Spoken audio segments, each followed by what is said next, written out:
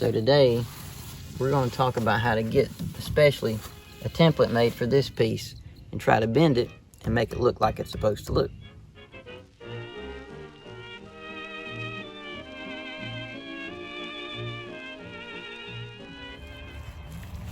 So have any of you ever tried to bend your aluminum channel and found that it crumples, crinkles, wrinkles, breaks, all that? What I have learned is the secret to this is we have to anneal the aluminum so that it makes it just dead soft, and then it can be bent. So today I'm going to show you the way that I did mine. I'm not saying this is the only way. I'm saying it's the way that worked for me. The main piece we're talking about is a piece of drip rail right here. This is the hardest curve to create. Right there, we can cold forge, cold bend this part here, and believe it or not, the back part can be just hand bent also. I'd like to thank Mr. Stephen Reed of Australia for teaching me some of these tips and tricks on how to make this trim work. Probably isn't as good as what he would do, but it's the best I could do based on his descriptions to me. Thank you, Stephen. Now, you know I'm going to say, please subscribe, please hit the like button, notification bell, all that fun stuff. It helps me out, it helps you out, it helps you find the channel, helps others find the channel. So please subscribe and please hit the like button. Appreciate it. Let's be honest, gone are the days where you could just buy these pieces of drip rail for the side of the Model A and they'd be already bent. Now we are in new territory, new ground we must forge through, where we buy these aluminum strips and have to bend them without collapsing them, which is very difficult to do. My two-door, when I bought it, already had drip rails on it, but they were just screwed into the wood, which was soggy and rotted. But it does fit, and it does make a perfect pattern. So basically, it's the lower 12 to 14 inches that needs the most work. There is a curve to the length of it, but that I think we can do on the body as we go. So the main area of concern would be this area here, but it doesn't have the inner part that it snaps into. So instead of trying to make a reproduction piece fit in it, I've just opted to buy new pieces, both of them, new drip rail and new what I'll call the snap channel here. So we've got to bend them both. They have to fit perfect. Before we go any farther, I think I should give a full disclosure. I ended up opting to go back to my original drip rail, but the rest of this video is still good if you want to bend yours. The drip rail and the snap channel that I bought was just very cheap, and it never would have snapped together. It was just very cheap. So I opted to go back and use my original drip rail, just screwed right into the side of the Model A side rails. So with that being said, please continue on this video and watch how to bend it. The bending was the easy part. The snapping, not so easy. All right, it's time to start working on some aluminum channel here. These come in two pieces. We have the actual rain gutter or drip rail, and then we have the piece that it snaps into. So the piece that I have has a line already inscribed along the center line. So what I'm going to do is make sure that I drill strictly a 1/16 inch hole every inch along that center line, all the way down the entirety of the length of this stick. After drilling the holes, I'm going to take a little sanding block here. It's foamy, and just kind of squeeze down in there and deburr on both sides these holes. On the convex side, I'm just taking a file, deburring it all the way like that. So we're going to start by trying to bend the actual drip channel first, right here. To start with, I've laid them out on a pair of sawhorses here, with plenty of room to work. And I found me a 2x6 out of oak, which is just scrap. It could be pine or anything, but a 2x6 seems to be wide enough. It doesn't have to be too long, just 2 or 3 feet like this here. So that's step number one. We're going to make a template out of this piece. So I still had my original channel on the car. I took it off. It was just screwed into the side and was leaking everywhere. So I actually have used it to make my template, as you can see there. In order for this to work, I have to soften this piece of aluminum to make it bendable. It's pretty stiff, especially because of all the fluting. So I have to anneal it first, which means to heat it up and then to let it cool slowly. But if I overheat it, I'll melt it.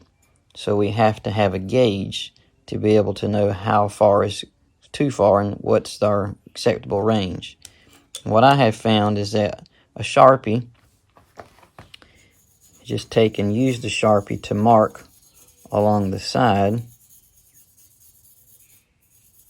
and when I apply heat to it with a propane torch, when that Sharpie mark disappears, that's the proper heat. I'm actually going to mark it on the back as well, because it's an extremity there and I don't want to make sure that I get enough of it heated. So I'm going to mark the Sharpie on the back side as well. So in the shop, I've just got it gently squeezed into the vise there, and I know this is probably a disaster looking, but you can see there's a Sharpie mark.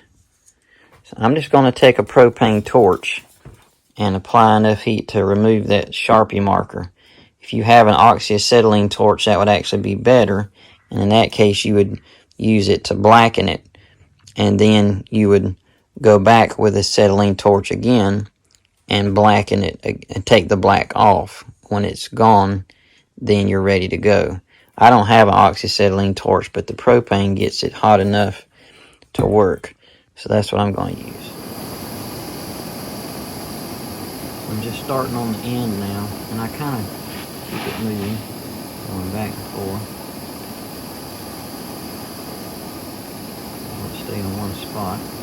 If you overheat it, it'll melt. You've wasted all that money. So you want to be careful not to overheat. I'm working about a 6-inch section at one time, just gently going back and forth. Now you can see that Sharpie mark is starting to disappear. I want to make sure that it's gone right there. Completely out of the way, just like that. I'm going to stop right there. I'm going to keep working my way down.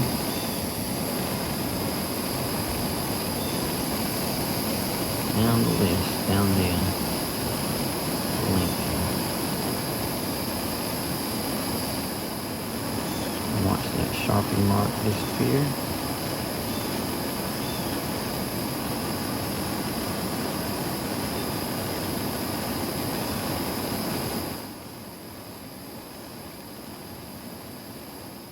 Now I'm coming up to my 18-inch mark.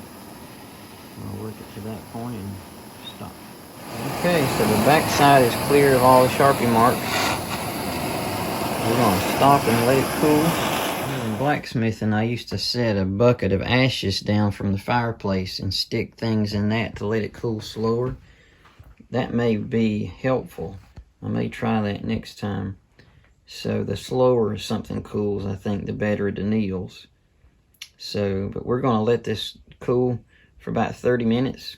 Come back and see if it's still warm. I think it shouldn't be warm for probably 10 or 15 tops. It may seem silly, but I did go ahead and get a bucket of ashes out of the fireplace and stuff that last. I can't get it all in there, but if even I can get the bottom 10 inches or so, that's the area that needs to be bent the most anyway. So that's all experimental. Can't hurt it, I don't think. Well, that certainly did slow it down from cooling, thankfully. So as you can see, it's straight.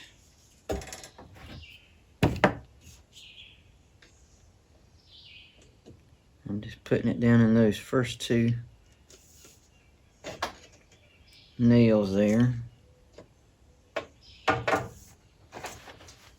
I'm very gingerly going to see if I can bend them a little bit.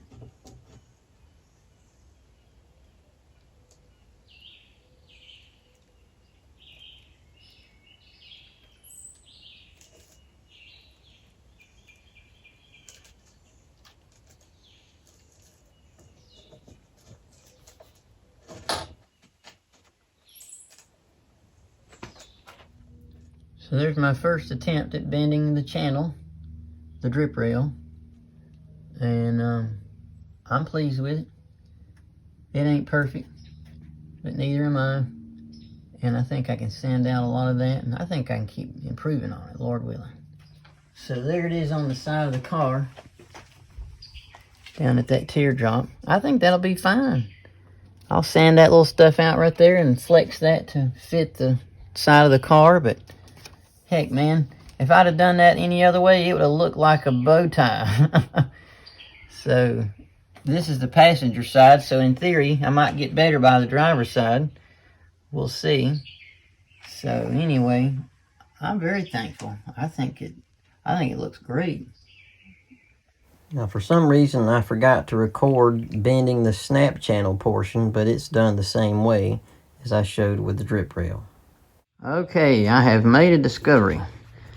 This channel that I have, it just is not the best type to snap in. They make another type that has an extra little lip up here, but for some reason, this stuff just does not work. I have had really no trouble bending it, but trouble snapping it is the thing. So I have opted, as much as I hate to say it, to abandon these two channels and go back to my original outer channel that I have that doesn't have the snap-on piece. Just screw it on and really sock the caulk to it. So I'm aborting this mission here, and I hope that you will be able to find the proper type of channel that had the nail-on part that has this little extra lip up here that allows you to snap it on. This is not the stuff to get. It just doesn't work. Confess that I have abandoned my side rail project, my drip rail project. In a sense, what I've done is I've gone back to my original iron drip rails that are already shaped. I'm not using the snap channel because the reproduction stuff is so crappy. I'm just gonna put wood screws into my side rails in the car. I may regret it, but I've got to get this thing back on the road. So I'm gonna paint those screw heads black. Probably won't look as good, but this isn't a show clean. Sometimes we do what we must. So I've taken everything back off, and now I'm putting my drip rails back on with these pan-headed, round-headed wood screws. It's absolutely imperative that the caulking that you squeeze out underneath of this channel before you put it in is called butyl rubber, B-U-T-Y-L-R-U-B-B-E-R, because it never fully dries. It's always in somewhat of a little bit of a tacky form, and it creates a good seal, and it should last for a long time, much better than any acrylic type of caulk. So remember, butyl rubber, B-U-T-Y-L rubber, and it's easiest to find online, I found. Driver's side here, I've come and got a little piece of tape, and I'm just showing to remind myself where the holes are for each of these. And I'm going to take the drip rail back off, and I'm going to soak it down really good with butyl rubber because it never fully dries from my understanding. Wrap this one up, I'll just show you what I ended up doing. I ended up just using screws to screw it in, and I've got butyl rubber underneath of it, which is still tacky. It never fully dries or cures. Then I just came and I sunk screws in along the way.